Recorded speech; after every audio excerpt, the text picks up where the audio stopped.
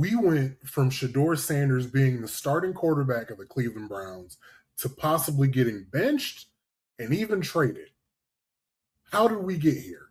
We'll talk about it on this episode of the BJack 70 Show. Welcome back to the BJack 70 Show, and we have to discuss the rumor mill, the speculation, everything swirling around Shedeur Sanders possibly getting traded. And I don't know how it started or where it's coming from, but we got to talk about it. So I have a couple of clips to show you guys, and then I'll talk about an interview that happened last week about this topic, and we'll go from there. So here's the first clip. There are talks, ongoing calls about the availability of Shedeur Sanders. The Browns, for whatever reason, don't think he's the guy. That's my opinion. And I'm sure they'll say, what are you talking about? He's in a quarterback battle. Okay. But I'm going to say right now, for the record, I don't think the 4 quarterbacks are going to camp on July 28th. I don't. Nothing is imminent, but the calls are being made. And I think it's probably in the best interest of both parties here. All right, here's the second clip. Cleveland Browns fan or not, Deshaun Watson is the starting quarterback for the Cleveland Browns. The job that Deshaun Watson is going to get, Uncle Joe, it is his job to lose. He has 6 weeks. I guarantee you, listen to me now. I'm calling it right now, Uncle Joe. He has 6 weeks to make sure that team is playing above or better than whatever the expectations may be for that team and that quarterback. If he's not, Shedeur Sanders will fall in line as the backup and be the starter for the remainder of the season. Okay. So you got Tony Rizzo saying that he doesn't think the Browns will start training camp before quarterbacks, and there's been calls about Shedeur Sanders. His opinion doesn't really think the Browns think he's the guy, and that it'll be best for both parties to split. And then you got Chad Johnson reporting as if he knows this for a fact, that Deshaun is going to be the starter and have a 6-week leash. I don't know if that's true. Nobody really knows if that's true. But that's what he said. And then on top of all this, last week, Jeremy Fowler talked to ESPN Cleveland, and I'm just going to paraphrase. I don't have the full quote, but Jeremy Fowler talked about how Deshaun was pretty much entrenched as a starter after early in the spring, but this past couple weeks, Shedeur kind of bridged the gap and made it closer. And then he kind of brought up a scenario in which Deshaun Watson is the starter week 1, and how would Shedeur feel about not being the starter, and questioned if he would be traded in that scenario. So there's a lot of smoke around Deshaun being the starter, Shedeur being the backup, and if it's not in the best interest of the team or the player or the situation in general, them trading Shedeur Sanders away. Now we have to sit with this for a couple seconds, because first of all, when I think about this, trading him doesn't make sense. But I guess let's start with Deshaun Watson being the unquestioned starter, even after there's been a competition, even no starter being named going into training camp. I'm not sure how much stock I want to put into that, but it's honestly not the craziest thing I've ever seen, not the craziest thing I've heard, because again, when we started this offseason, that's what I thought was going to be the case. I thought Deshaun was going to be the starter. Um, but I haven't seen anything over the course of a few months to give me that conviction that, oh, he's that much better, he should be the starter. I haven't seen it. And to be fair, I haven't really seen it from Shedeur Sanders either. So I guess that's probably why we're here. June 22nd, as of recording, they haven't named a starting quarterback. But we're talking about what Chad Johnson said, that he's going to be the starter and he's going to get 6 weeks. And I think most people that are on the internet understand Chad Johnson is likely getting a lot of this information from Jerry Jeudy. Him and Jerry Jeudy are very close, always pictured together, do a lot of training together. It would stand to reason anything that he's getting from the Browns in the locker room would probably be from Jerry Jeudy. So we might have to take it a little bit more seriously than you would think at face value. But I'm still hesitant to go all the way with it like it's set in stone, because what we just saw in mandatory minicamp and what a lot of people have been saying in the media is that Deshaun doesn't look any different from what he was the last time he started, right before he tore his Achilles. And if that's the case, he should not ever touch the football field in 2026.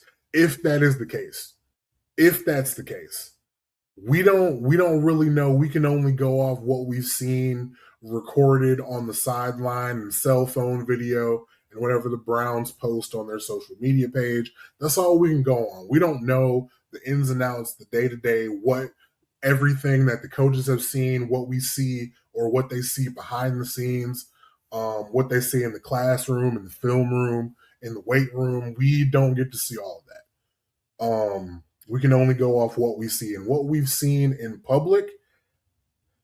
It hasn't been atrocious, but I don't think it's been elite or anything of that sort.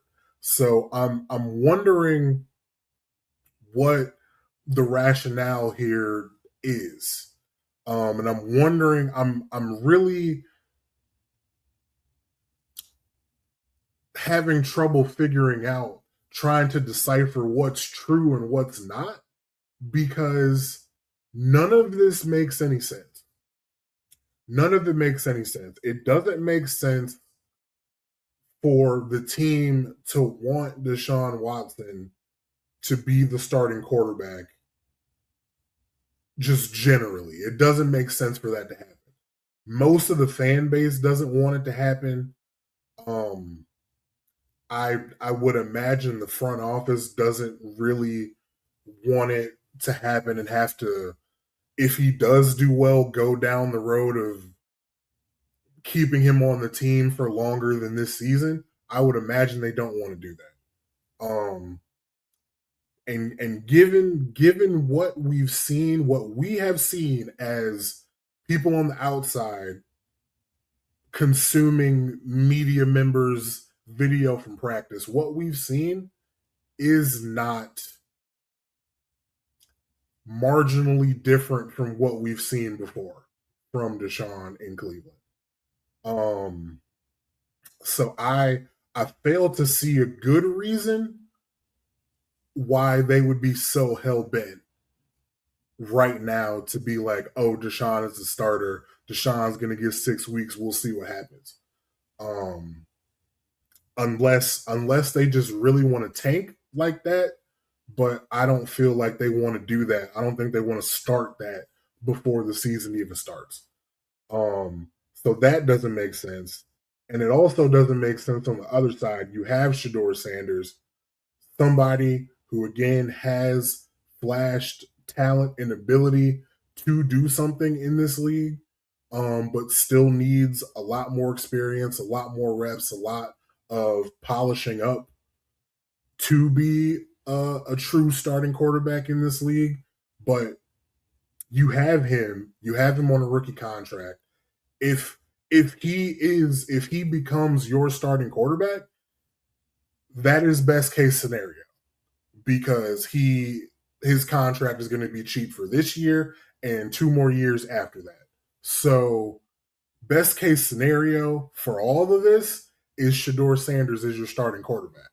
Shedeur Sanders is your franchise quarterback. That's best case scenario. So with that being said, I don't understand why would Tony Rizzo feel like the Browns don't like him? They don't think he's the guy. And then I go to what Jeremy Fowler said. Why would they think he would have a problem with being the backup now versus when he was the fourth string last season to start out and the backup for a lot of the season before he finally got a chance to play? What is different then versus now? Ever since he's been here, all Shedeur Sanders has done is work hard, stay out of trouble, try to get better, try to perform on the football field. That's all he's done since he's been here.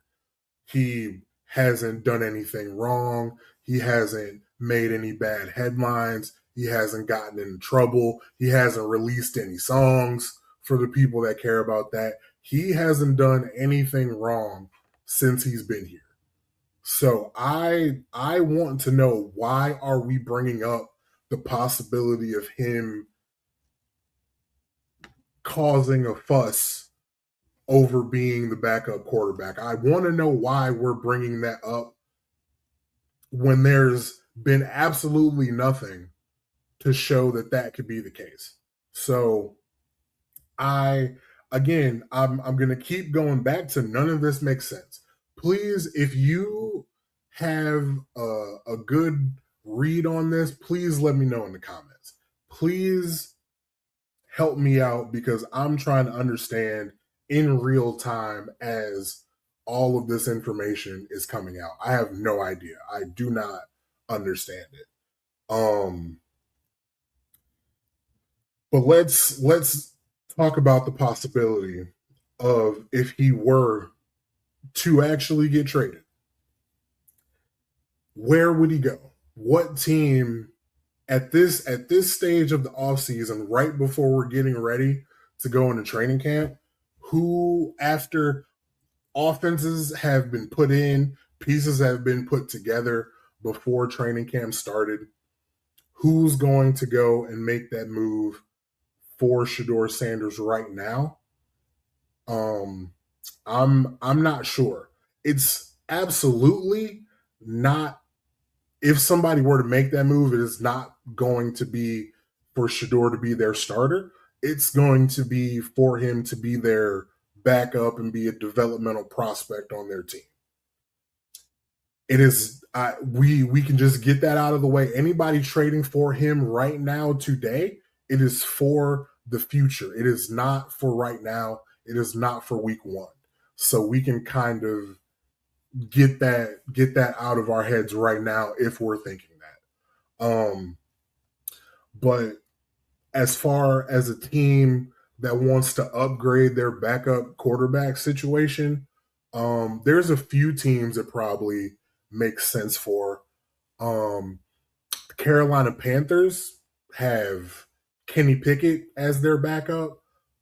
I could see them maybe going to pull the trigger, bringing Shedeur in. Bryce Young doesn't have a long-term contract right now. They exercised his fifth-year option, so he'll be there for another couple of years. But maybe they get Shedeur in the building. Maybe they see what they got, see how they feel about him, see if they want to make a move there. If they don't feel strongly about what they have in Bryce Young. But as far as the other teams go, I'm looking at like contenders that want to improve their backup quarterback situation. I'm looking at the Buffalo Bills. Buffalo Bills, I think Mitch Trubisky's out of there. I think Kyle Allen is their backup quarterback right now. Stylistically, Shedeur Sanders is nothing like Josh Allen, and a lot of teams like to match up their backups close to what their starters are. But when you got Josh Allen in there, nobody that you can find as a backup quarterback is going to be close to what Josh Allen is, even stylistically. So they can make that move. In the same type of way, New England could try to upgrade their backup quarterback situation. Right now, their backup is Tommy DeVito. So, however you feel about Tommy DeVito, I think Shedeur Sanders has a better chance of being a starting quarterback than Tommy DeVito. Respectfully, Tommy Cutlets. But if they wanted to make that move, they can make that move. That would absolutely change the narrative in New England media.